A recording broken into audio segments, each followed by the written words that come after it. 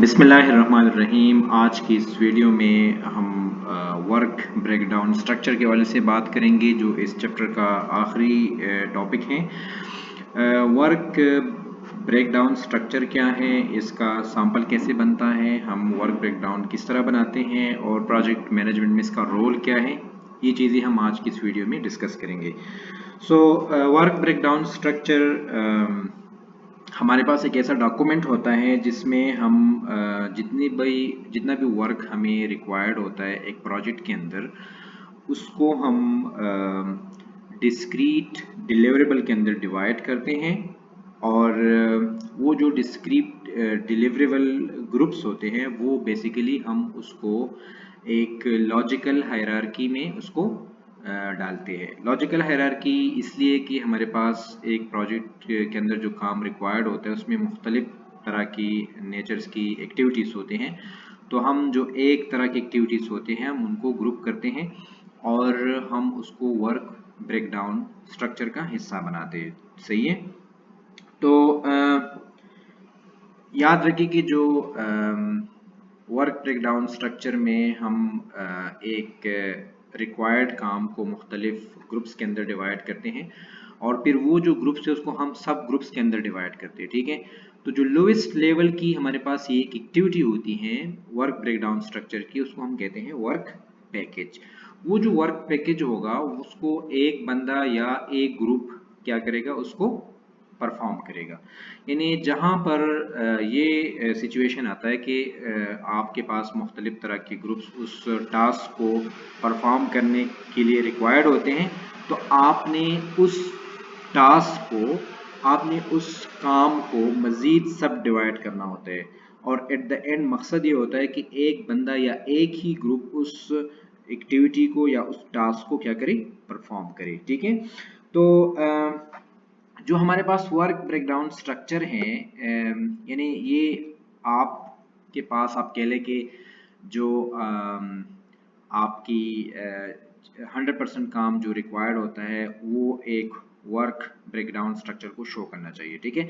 यानी ये नहीं है कि ये 95% जो काम रिक्वायर्ड, 100% काम रिक्वायर्ड इसको शो करना चाहिए, 95% अगर ये हमें शो करे तो भी एक्सेप्टेबल नहीं होगा, और ये अगर हमें 102% अगर ये हमें शो करे तो भी पॉसिबल नहीं होगा। यानी कहने का मतलब ये है कि जो काम रिक्वायर्ड है एक प्रोजेक्ट के अंदर वो 100% आपके पास एक वर्क ब्रेकडाउन स्ट्रक्चर उसको कंसिडर करना चाहिए। यानी वो जितना भी 100% काम रिक्वायर्ड है उसको पूरा का पूरा रिफ्लेक्ट करना चाहिए एक वर्क ब्रेकडाउन स्ट्रक्चर को। सही है।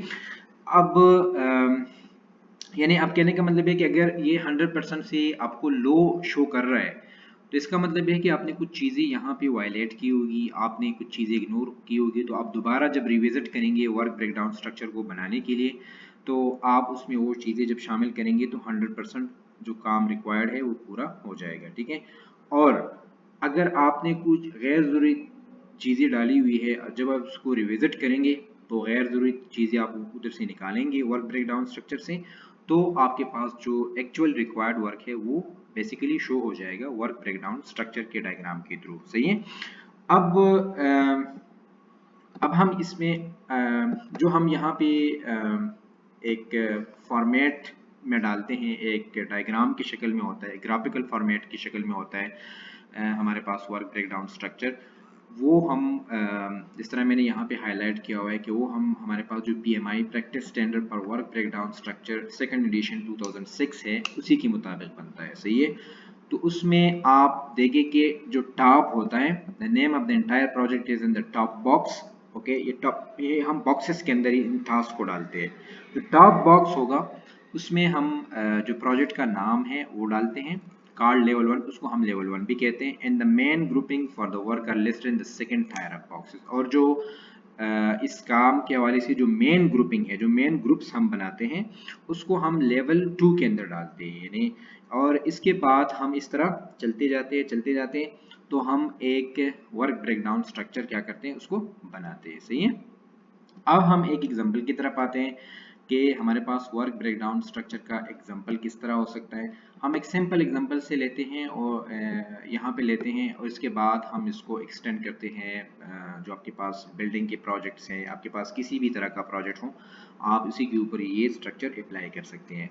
फॉर इंस्टेंस, मिसाल के तौर पर अगर आपने एक बर्थडे केक बनाना हो तो हमारे पास एक प्रोजेक्ट है। वैसे तो एक प्रोजेक्ट नहीं होता, लेकिन हम एक सिंपल एग्जांपल लेते हैं, ठीक है। आप जब एक बर्थडे केक बनाते हैं, लेट्स से आपके पास एक प्रोजेक्ट हो गया, इसको आपने टॉप बॉक्स के अंदर डाल लिया, ठीक है। अब इसके बाद जो मेन ग्रुप्स ऑफ एक्टिविटीज है इसके बाद आएंगी और इसके अंडर आएंगी। आप देखिए कि हमारे पास केक बनाना, फ्रोस्टिंग, ठीक है, और टॉपिंग, उसके ऊपर टॉपिंग करना, ठीक है, और फिर इसके बाद कैंडल्स जलाना, ये हमारे पास बर्थडे केक की मेन टास्क है, ठीक है। अब इसको आप देखिए कि उन्होंने मजीद उसको डिवाइड किया हुआ है, flour, eggs, oil, baking powder, cocoa, and then frosting. Frosting के अंदर अगर आप देखें तो पाउडर्ड शुगर, फिर वाटर और फिर वेनिला, ठीक है। अब हर एक डब्बा जो है ना, ये एक डिलीवरेबल है, ये एक वर्क पैकेज है, ठीक है। इसको एक बंदे ने या अ ग्रुप ऑफ पीपल उन्होंने परफॉर्म करना होगा, ठीक है। इसके बाद टॉपिंग के अंदर देखिए तो chocolate sprinkles and chocolate shavings, आप उसके ऊपर चॉकलेट डालते हैं, चॉकलेट स्प्रिंकल्स या चॉकलेट शेविंग, जो उसका फोम होता है उसके ऊपर आप वो शेविंग, चॉकलेट शेविंग डालते हैं केक के ऊपर, ठीक है। इसके बाद कैंडल्स है, तो कैंडल्स होल्डर्स वो हमें चाहिए होती है, न्यूमेरिक कैंडल्स के हमारे पास कैंडल्स किस तरह की होंगी, कितनी होंगी, तो ये चीजें होनी चाहिए।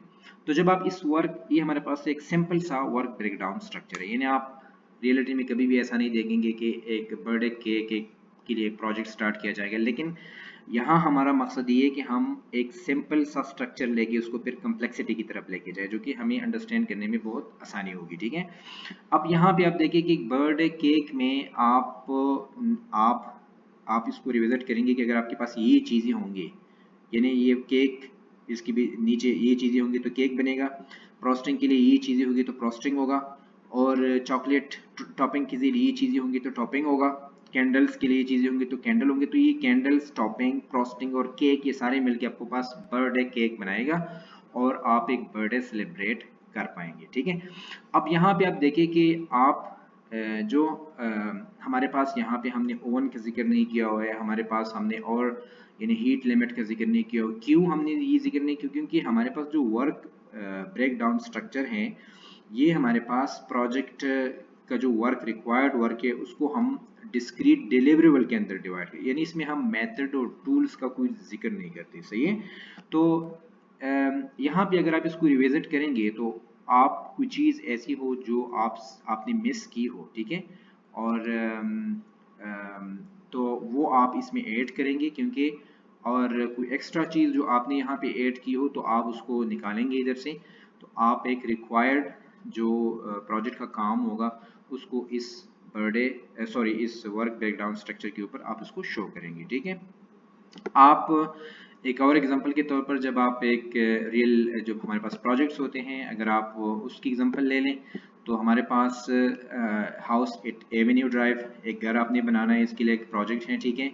इसका फाउंडेशन एक टास्क है, एक्सटर्नल कंस्ट्रक्शन दूसरा टास्क है, फिर इंटरनल कंस्ट्रक्शन, इसके अंदर हमारे पास ये सब टास्क आ रहे हैं, ठीक है ना। फ्लोरिंग है, सीलिंग है, विंडो एक्सेट्रा, फिर इसका रूफ एक मेन और टास्क है, फिर सर्विसेज, तो आप प्लम्बिंग, किचन, बाथरूम एक्सेट्रा, और फिर आप उन इलेक्ट्रिकल का जो टास्क है उसको आप मजीद टास्क के अंदर डिवाइड करते ताकि एक स्पेसिफिक ग्रुप या एक बंदा उसको परफॉर्म करे, ठीक है। और फिर हमारे पास ये है यार्ड एक्सेस। तो इसी तरह हम एक वर्क ब्रेकडाउन स्ट्रक्चर बनाते हैं, और एक वर्क ब्रेकडाउन स्ट्रक्चर का जो रोल है एक प्रोजेक्ट मैनेजमेंट के अंदर बहुत ही ज़्यादा इम्पॉर्टेंट होता है, सही है। तो आज की इस वीडियो में हमने वर्क ब्रेकडाउन स्ट्रक्चर को कवर किया, उसकी वर्क ब्रेकडाउन स्ट्रक्चर क्या है, उसका सैंपल किस तरह बनता है, और इसका इम्पोर्टेंस के बारे में भी बात की कि प्रोजेक्ट मैनेजमेंट में इसकी इम्पोर्टेंस क्या है, क्यों हम वर्क ब्रेकडाउन स्ट्रक्चर बनाते हैं, ठीक है। सो आई होप कि आज का जो लेक्चर है इसने ये आपके लिए कुछ यूज़फुल होगा, or if you have questions you can write your questions below the comments. So thanks for your time. If you think that this video is useful to you, please like this video and subscribe my channels. So thanks for your time. See you in the next video lecture.